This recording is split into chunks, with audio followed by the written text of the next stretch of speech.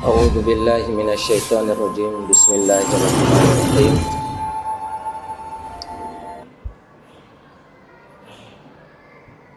Assalamualaikum warahmatullahi wabarakatuh.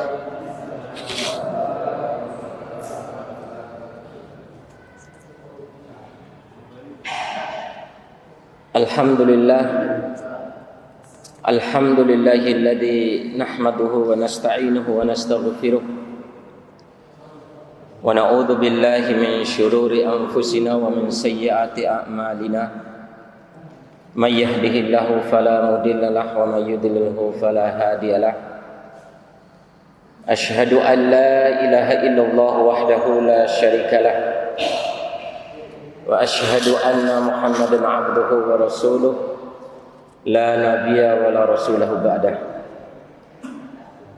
Qala Allah ta'ala fi kitabihil karim ba'da a'udzu billahi minasy syaithanir rajim. Bismillahirrahmanirrahim.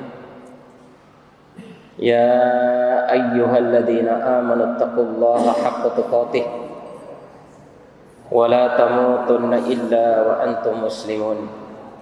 Wa qala ya ayyuhalladzina amanu taqullaha wa qulu qawlan sadida yuslih lakum a'malakum wa yaghfir lakum dhunubakum wa man yuti'illaha wa rasulahu faqad faza fawzan 'azima.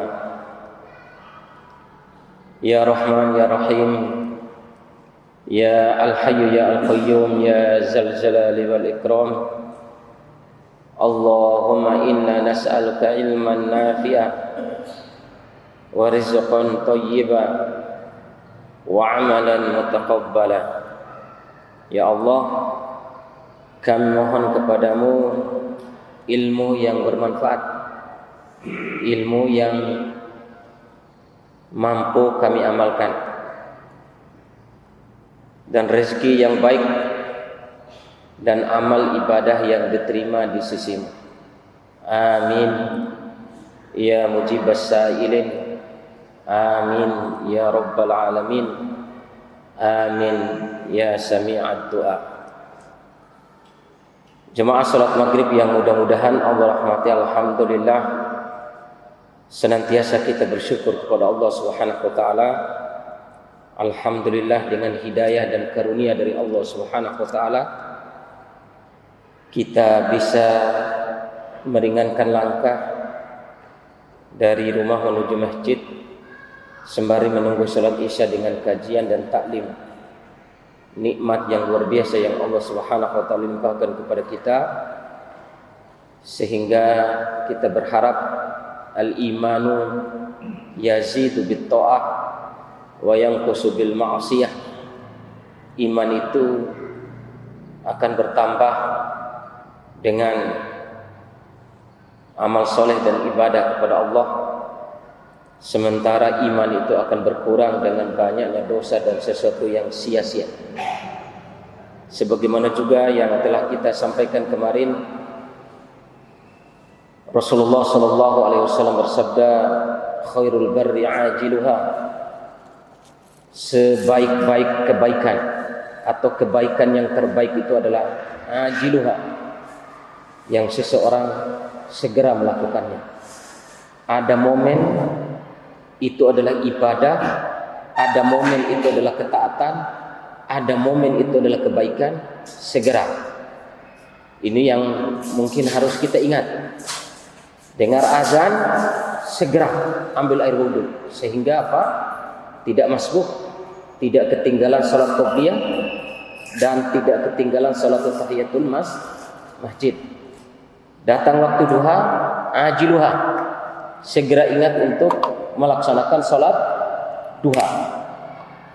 Mau makan, ingat kebaikan apa yang kita perbuat. Mau makan berarti niatkan makan ini untuk menguatkan badan dalam rangka untuk ibadah dan taat kepada Allah. Dimulai dengan bacaan doa, dimulai dengan mengikuti sunnah-sunnah Rasul sallallahu alaihi wasallam. Ajiluha, segera untuk dilaksanakan, segera untuk dilakukan. Jemaah salat maghrib yang mudah-mudahan Allah rahmati, insyaallah pada malam hari ini kita akan membahas pembahasan atau judul yang baru di dalam buku Minhajul Haya atau bab baru di dalam buku Minhajul Haya yang dikarang oleh Muhammad Wa'il Al-Halwani ini, Ad-Dunya wa Zuhdu, dunia dan zuhud. Dunia dan zuhud. Ini sesuatu yang kadang orang tidak mau dunia itu berarti dia zuhud atau tidak. Kadang orang menjauh dari bisnis, menjauh dari berdagang, berarti dia zuhud. Apa benar seperti itu? Atau kadang orang kalau sudah kadang orang kalau sudah misalnya sudah berdagang, sudah kaya, ada orangnya ini sudah dunia. Apa seperti itu timbangannya? Maka disinilah dibahas oleh Muhammad Wa'il Al-Halwani ini sehingga kita tahu kedudukan zuhud itu sebenarnya posisinya di mana, dan kedudukan orang yang duniawi itu posisinya di mana. Beliau membuka pembahasannya dengan sabda Nabi sallallahu alaihi wasallam, "Iqtarabatis sa'atu wa la yazdadun nasu 'ala dunya illa hirsan." Telah dekat datangnya hari kiamat. Artinya hari kiamat itu dekat. Sudah mendekati datangnya hari kiamat. Semakin dekatnya hari kiamat, wala yazdadun nas 'ala dunya illa hirsan. Tidaklah bertambah dari manusia ketika dekatnya hari kiamat itu kecuali menambah kerakusan mereka terhadap dunia. Jadi semakin mendekati datangnya hari kiamat ini, semakin hidup kita di akhir-akhir zaman ini semakin rakusnya orang terhadap dunia. Kemudian kata Nabi SAW yang selanjutnya, wala yazdaduna minallah illa bu'dan. Sudah dekat datangnya hari kiamat, kata Rasulullah SAW, kondisi dan keadaan manusia, kondisi dan keadaan umat Islam pada saat itu tidak bertambah kecuali kerakusan terhadap dunia. Ditambah lagi, wala yazdaduna minallah illa bu'dan, dan tidaklah bertambah mereka kepada Allah. Yang bertambah itu apa? Bukan kedekatan mereka kepada Allah, tapi yang bertambah adalah semakin jauhnya mereka dari Allah. Semakin jauhnya mereka dari Allah Subhanahu wa taala. Ini apa yang disabdakan oleh Nabi SAW tentang keadaan dan kondisi manusia dan umat Islam ketika hidup atau ketika posisinya di akhir zaman atau mendekati datangnya hari kiamat. Kemudian Rasul Shallallahu Alaihi Wasallam juga bersabda, ini ditambah oleh beliau, subhanallah. Maka Muhammad Wa'il Al-Halwani ketika kita posisi hidupnya di akhir zaman dan mendekati datangnya hari kiamat ini, Muhammad Wa'il Al-Halwani mengingatkan kita jangan sampai terjadi seperti apa yang disabdakan oleh Rasul Sallallahu Alaihi Wasallam di atas. Dekatnya hari kiamat tidak bertambah dari umat Islam itu kecuali melainkan rakusnya terhadap dunia, dan tidaklah bertambah dari mereka kecuali semakin jauhnya mereka dari Allah. Dan naudzubillah, semakin jauh mereka dari Allah, ya jauhnya itu berarti ditambah lagi dengan dosa dan maksiat kepada Allah. Apalagi dengan rakusnya terhadap dunia ditambah dipakai untuk maksiat dan dosa. Naudzubillah, naudzubillah min dzalik. Maka Muhammad Al-Halwani memberikan solusi sesuai dengan apa yang disabdakan oleh Rasulullah SAW. Man kanat niyatuhul akhirah jama'allahu alaihi amrahu. Rasul sallallahu alaihi wasallam bersabda, barang siapa yang ketika hidupnya di dunia, tujuan hidupnya, cita-cita hidupnya, maksud dan tujuan hidupnya adalah untuk akhirat, niatnya itu untuk akhirat. Subhanallah, saya niat berusaha, saya niat berdagang, saya niat berdagang, maka saya infakkan, saya zakatkan sebagian harta saya atau seberapapun, pokoknya saya tidak lupa jatahkan harta saya ini untuk akhirat. Saya punya apa saja saya pakai untuk akhirat. Hatta urusan-urusan yang mubah. Itu maksudnya lillah. Itu untuk Allah. Tujuannya adalah untuk Allah. Untuk Allah Subhanahu wa taala. Untuk akhirat. Wa ja'ala ghinahu fi qalbihi. Kalau kita ini senantiasa menjaga niat kita, menjaga tujuan dan maksud kita ini memang untuk akhirat seluruhnya, ya, untuk akhirat. Meskipun kita memiliki dunia ini, kita niatkan untuk Allah, kita niatkan untuk akhirat. Jemaah sekalian, jaminan daripada Rasulullah SAW, ja'ala ghinahu fi qalbi, Allah akan menjadikan di dalam hatinya kekayaan dan kelapangan. Dijadikan kelapangan, tidak gundah, tidak terlalu bersedih ketika mendapati ujian, dan artinya hatinya itu kaya, tenang aja, ya. Tidak gelisah, tidak apa gitu, tenang. Kemudian wa atatu dunya wa hiya raghibatun, dan dunia akan mendatanginya dalam keadaan tunduk, dalam keadaanmu mudah, dalam keadaanmu mudah. Ingat, yang penting tujuannya untuk akhirat. Dunia itu akan mendatanginya dalam keadaan nunduk, dalam keadaanmu mudah. Ya, masya Allah. Wa man kanat niyatuhu ad-dunya, tetapi barang siapa yang niatnya untuk dunia semata, farraqallahu alaihi amrah, maka Allah akan pecahkan urusannya.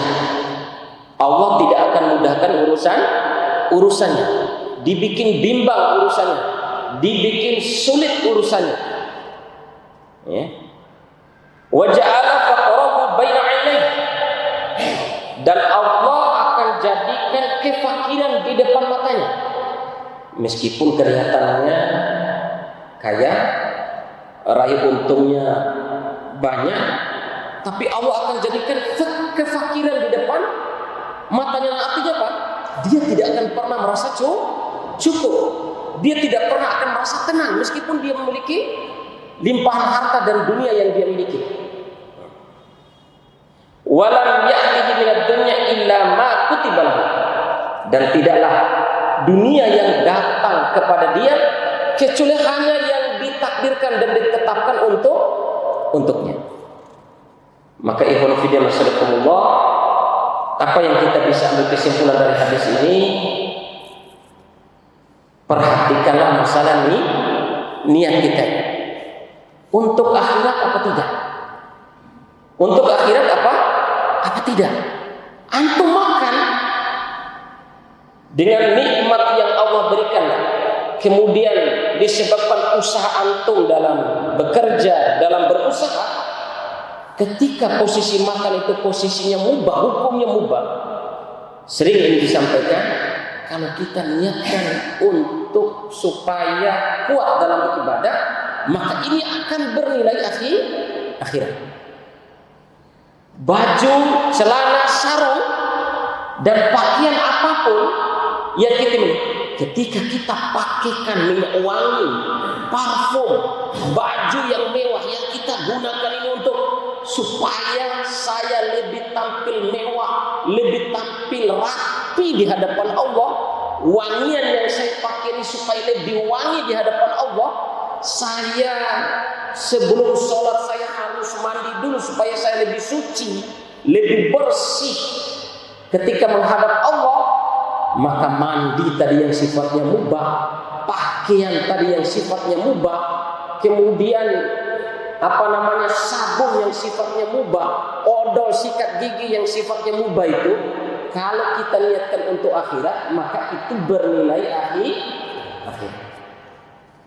Ini yang diinginkan. Maka bagaimana Muhammad Al-Albani dengan tujuan mengarang kitab ini supaya apa? Apa yang beliau sampaikan ini supaya kita ingat, praktekkan. Berarti pelajaran yang kita bisa ambil pada malam hari ini berdasarkan dua hadis ini adalah perhatikan posisi niat kita. Niat kita ini, masya Allah, niat kita. Buka pintu, Bismillah. Naik motor, Bismillah. Naik apa saja, pergi taklim, Bismillah. Kalau niatnya ini semuanya, Subhanallah, Alhamdulillah, betapa tenang, betapa sejuk hati ini, dan betapa nikmat pikiran ini ketika masya Allah segala sesuatu kita niatkan untuk akhirat. Niatkan jangankan begitu ya, urusan jima dengan istri saja harus ingat Allah. Ya, apalagi kalau urusan-urusan yang lain. Sehingga muaranya ketika urusan dunia ini kita niatkan untuk akhirat, maka segalanya akan bernilai pahala. Segalanya akan bernilai pahala di sisi Allah Subhanahu wa taala.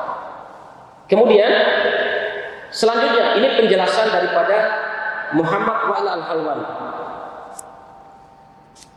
Walaysa al-juhdu hissiyan bi qadri ma huwa ma'nawi.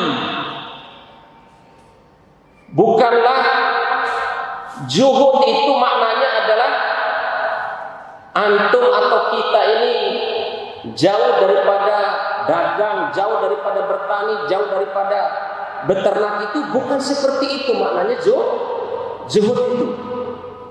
Bukan seperti itu maknanya zuhud antum menjauhi dagang, antum menjauhi dunia, bukan itu kata Muhammad Al-Albani. Ani at-ta'alluq al-qalbi. Yang saya maksud dengan zuhud di sini adalah jangan sampai dunia itu dimasukkan ke dalam hati. Kenapa? Kalau dunia ini dimasukkan ke dalam hati, maka sulit bagi kita untuk terhindar dari perkara-perkara dunia. Artinya dunia itu hanya di tangan, jangan dimasukkan ke dalam hati. Ibadah kedekatan kita dengan Allah ini yang di hati. Dunia itu hanya di tangan. Maknanya kalau dunia tidak sampai di hati, dia pergi, dia rugi, dia apa segala, dia itu tidak menyakitkan hatinya. Karena dia hanya pegang di tangan, lepas biasa begitu saja apa yang ada di tangannya. Tapi kalau sudah hati ini, masya Allah, kadang orang bisa stres, kadang orang itu bisa tidak tenang karena mungkin ya rugi giginya, karena mungkin rugi dagangnya, karena mungkin apa saja. Jadi di sini yang dimaksud adalah a'ni at-ta'alluq al-qalbi. Allahumma ja'alna minhum. Ya Allah, jadikan kami bagian daripada yang menjadikan dunia itu hanya di tangan, tidak dimasukkan ke dunia. Maknanya apa dimasukkan ke tangan? Hanya dipegang, pegang sebanyak-banyaknya dunia itu. Itu maksudnya. Ya. Kadang kita ini terbalik. Kalau sudah urusannya ustaz, nama urusan terwarang seumur dunia ustaz, salah sebenarnya ya. Pegang sebanyak-banyaknya dunia itu, ya. Pakai untuk dakwah, pakai untuk infak, pakai untuk segalanya untuk akhirat. Niatkan untuk akhirat. Wa qad amarna syar'una an nufarriq qalbana la yadana min ad-dunya. Dan sungguh syariat kita, maksudnya Islam, an nufarriq qalbana la yadana min ad-dunya. Supaya kita ini pisahkan dunia dari hati kita. Pisahkan dunia ini dari hati kita. La yadana dunia, tapi jangan pisahkan dunia dari tangan. Miliki dunia itu. Ya. Coba kalau kita lihat ceramah-ceramah ustaz, misalnya Ustaz Abdul Somad, pegang dunia nanti diambil orang. Kalau kamu nggak pegang dunia mau makan apa? Tahu-tahu juga kalau nggak ada dunia kamu juga minta-minta, lebih parah. Ya kan? Lebih terhina lagi. Enggak pegang dunia nih. Mentang-mentang ustaz, pikirannya zuhud dan yang lain. Tidak mau pegang dunia. Gilirannya tidak ada uang, gilirannya tidak ada untuk membiayai sekolah anak, minta ke orang lain. Itu lebih berdosa dibandingkan dengan dia memiliki dunia. Pegang, ya, pegang dunia. Maksudnya, kalau dunia itu dimasukkan ke dalam hati, nancoki kalau syariat, paham ya? Itu dia. Karena urusannya hati, berat dia untuk mengeluarkannya, berat dia untuk mengorbankan dunianya itu, berat mengorbankan dunia. Kalau sudah dimasukkan ke dalam hati, tapi kalau hanya di tangan, masya Allah. Lihatlah para sahabat Abdurrahman bin Auf, Utsman bin Affan.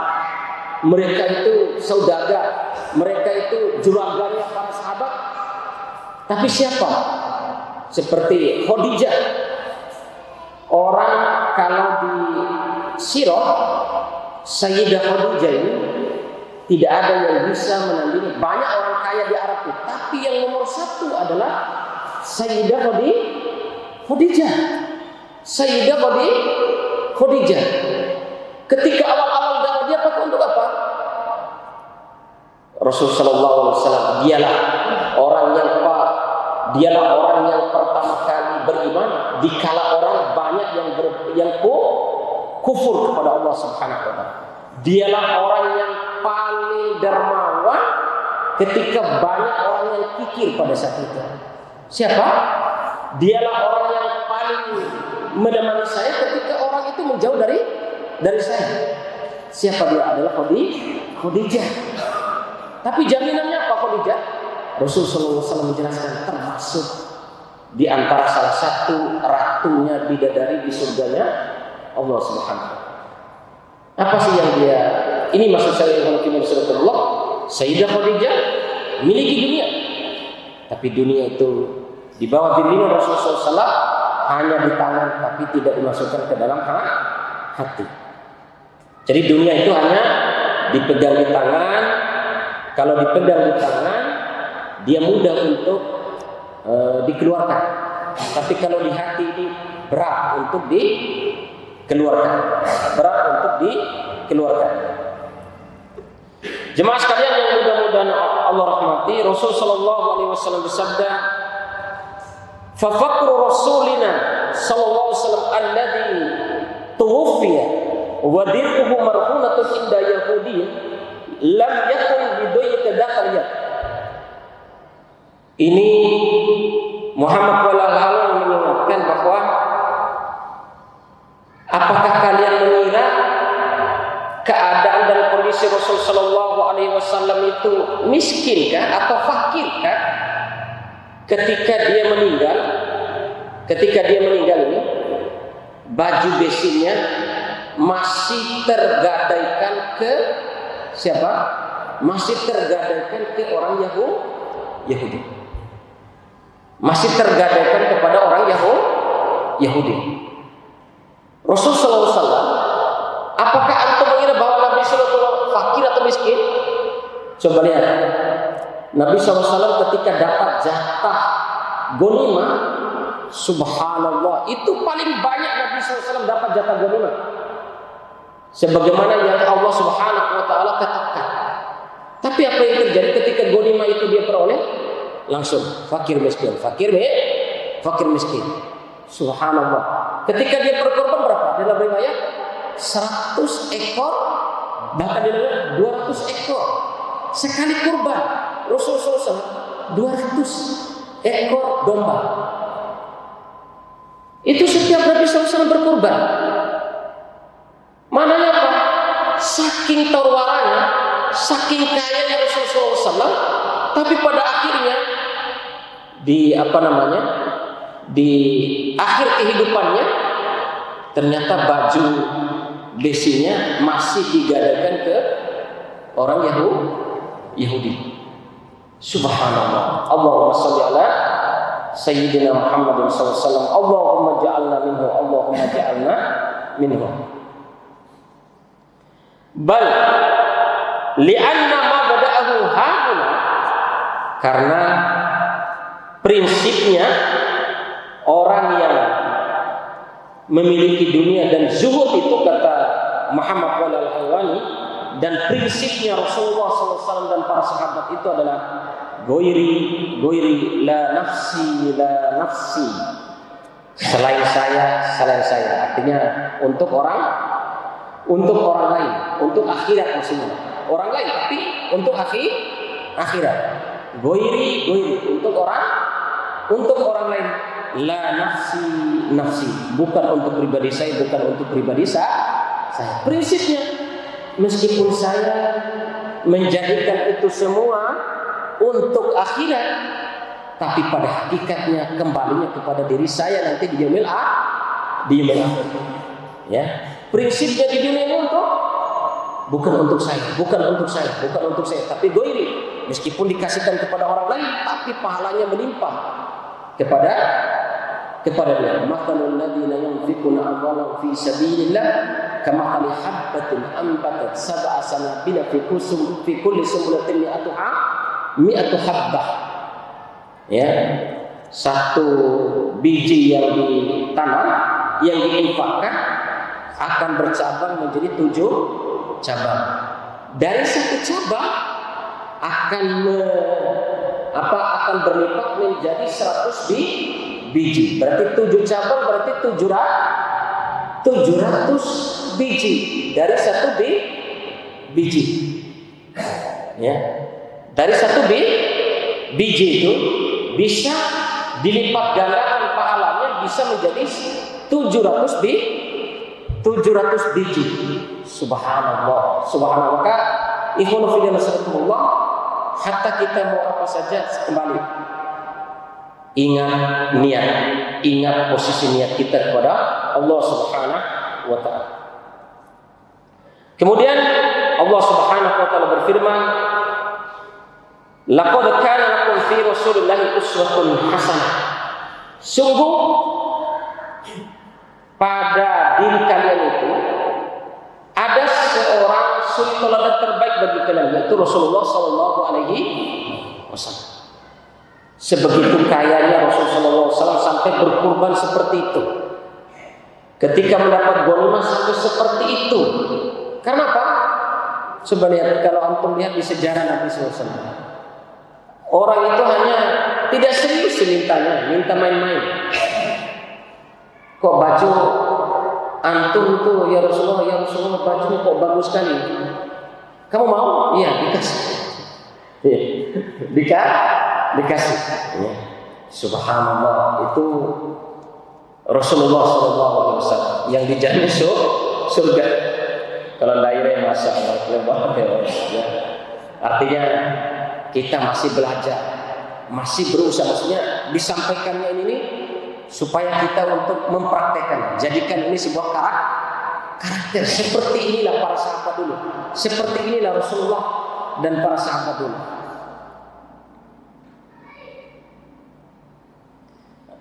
Fazahid, nah ini baru qaul ulama di sini dikatakan. Ini yang dikatakan oleh Imam Hasan Al-Basri.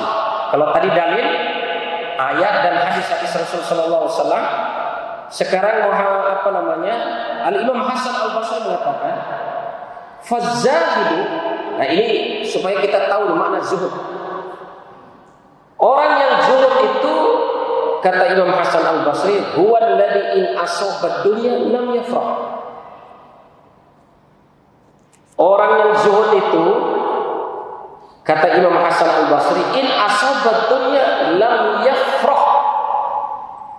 Kalau dia meraih dunia, kalau dia mendapatkan keuntungan dunia, lam yafrah.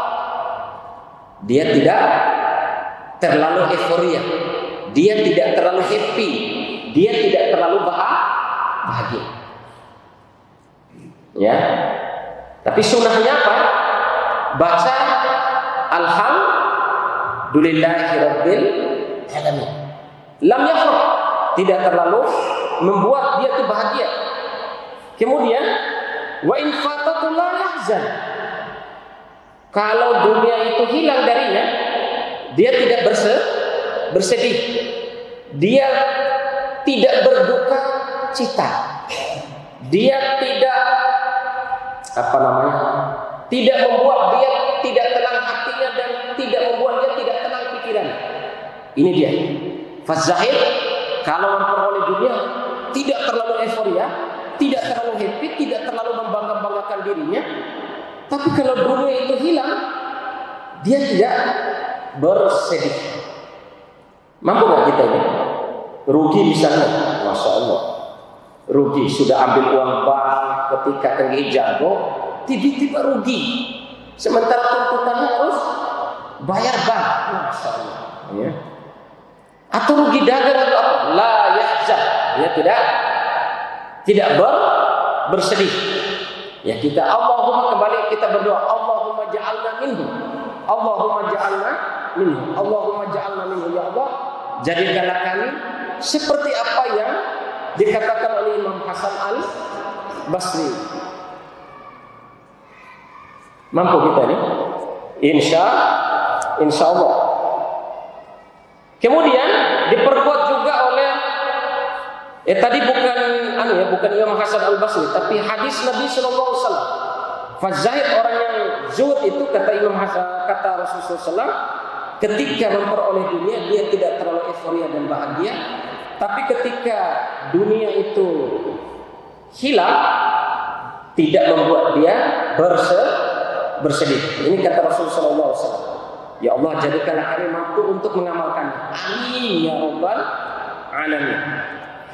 Kama qala Imam Ibnu Barak rahimahullah, sebagaimana juga yang dikatakan oleh Imam Ibnu Barak, faz-zahadatu fid dunya, adapun orang yang zuhud di dunia ini, kata Imam Ibnu Mubarak, anda takuna bima fi yadika awthaq minka bima fi yadillah.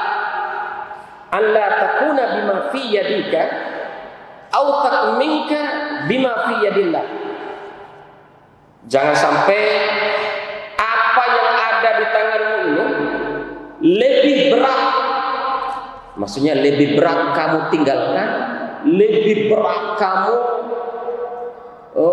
sesuatu itu hilang, itu perasaan kamu lebih berat daripada apa yang di sisi Allah.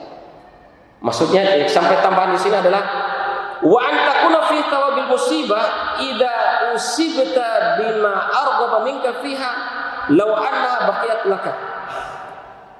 Sampai di sini dikatakan oleh Imam Ibnu Barak, jangan sampai apa yang hilang dari dunia itu lebih berat bagi kamu, lebih susah bagi kamu, lebih membuat kamu bersedih daripada ketika ujian kehilangan dunia itu,